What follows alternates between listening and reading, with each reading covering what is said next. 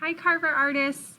I'm sorry that we can't have class together today, but know that I miss you and I'm wishing you well. We're still going to start this video with our art affirmation, so be ready, we're going to do it together.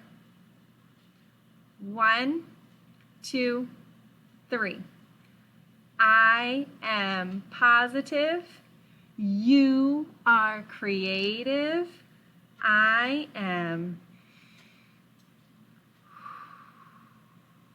calm. I am safe. Give yourself that extra squeeze for Miss Ryan because I love you so much. You are amazing.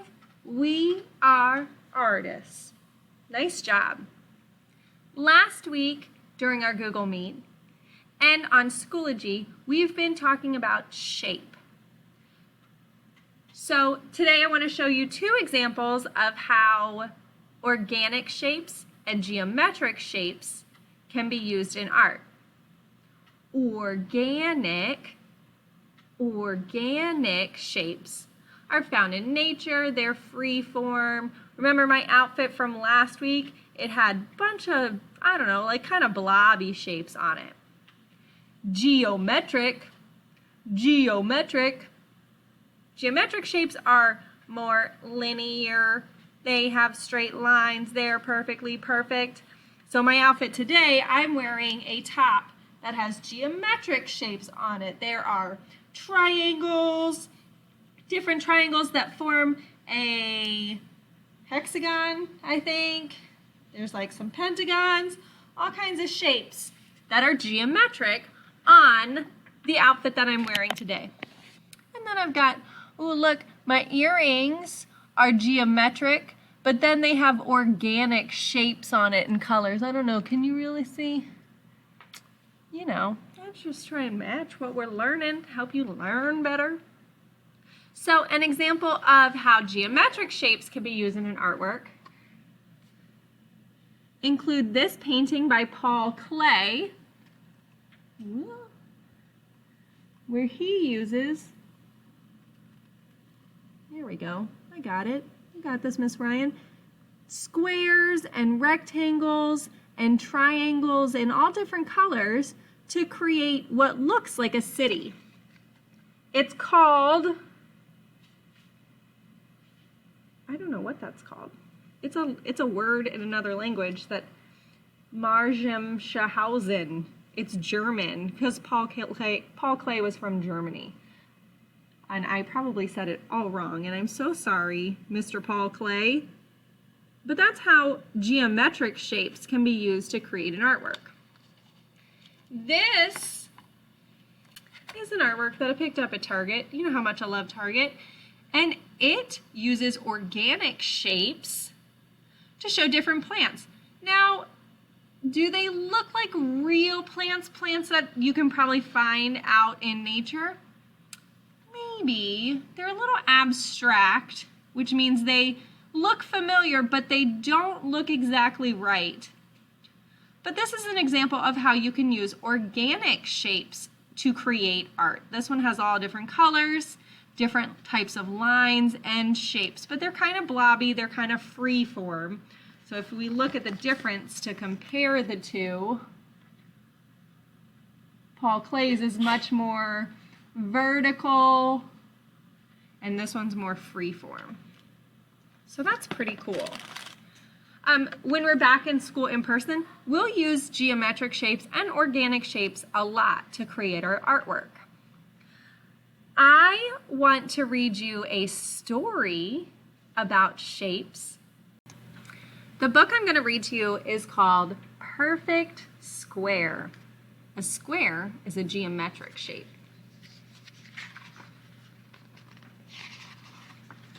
Perfect square. It was the perfect square. It had 4 matching corners and 4 equal sides. There we go. And it was perfectly happy.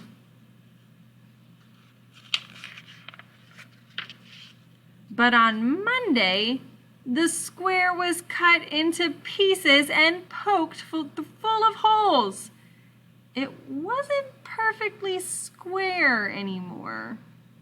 He's still geometric, though. So it was made into a fountain that babbled and giggled and clapped. Whoa, they turned a square into a fountain. On Tuesday, the square was torn into scraps. Those scraps look more organic than geometric. So it made itself into a garden. Oh, it made beautiful flowers. On Wednesday, the square was shredded into strips. Those are definitely organic. So it made itself into a park. Oh, wow. It's so creative. On Thursday, the square was shattered into geometric shapes. So it made itself into a bridge. Wow. On Friday, the square was snipped into ribbons. Look at that. It has like a zigzag line on the edges now. So it made itself into a river. It's cool. You can make all these things from a square. On Saturday, the square was crumpled and ripped and wrinkled. What do you think they're going to make? Let's find out. So it made itself into a mountain. Wow. On Sunday, the square waited to see what was next. It waited and waited. Nothing happened. Its 4 equal sides were confining. Its 4 matching corners were rigid and cramped.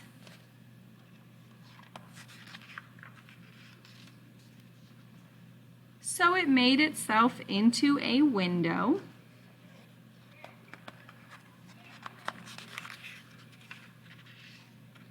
That looked out on a mountain that gave birth to a river that was crossed by a bridge that led to a park that was home to a garden that had at its center a fountain.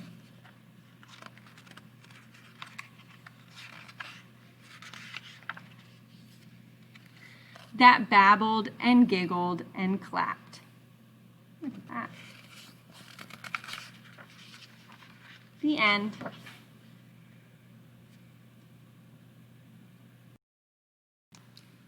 Okay, I hope you enjoyed that story. I'm sorry that we can't be together in a Google Meet today, but I also want to use this time to remind you of the work that you need to complete for me in Schoology. I'm using the 4th grade Schoology course as an example, but it's the same for 3rd grade and 5th grade as well.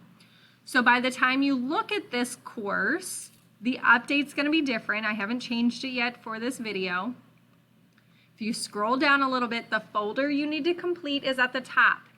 1012 to 1023, Unit 1, Elements of Art, Learning Set 2, Shape. Okay, it's the same folder I told you about last week. It has to be done by Friday of this week. My narration, that's reading this part. There's a picture of shapes to remind you about shapes. Some of you have not done the line folder. That is down here in case you need to finish it. But for right now, I'm reminding you about shape. So you're going to click on the folder title. It's going to open and you're going to see 4 things. Remember, I'm in my teacher view, so it looks a little bit different. 4 things that you have to do. You're going to start at the top with getting started. So you're going to click on it. There's pictures to look at, videos to watch. I've recorded the narrations of all the text in case you need some help getting through the words. I'm reading it to you, okay? So you're gonna look through, watch that stuff. You'll click next at the top, which is the learn about.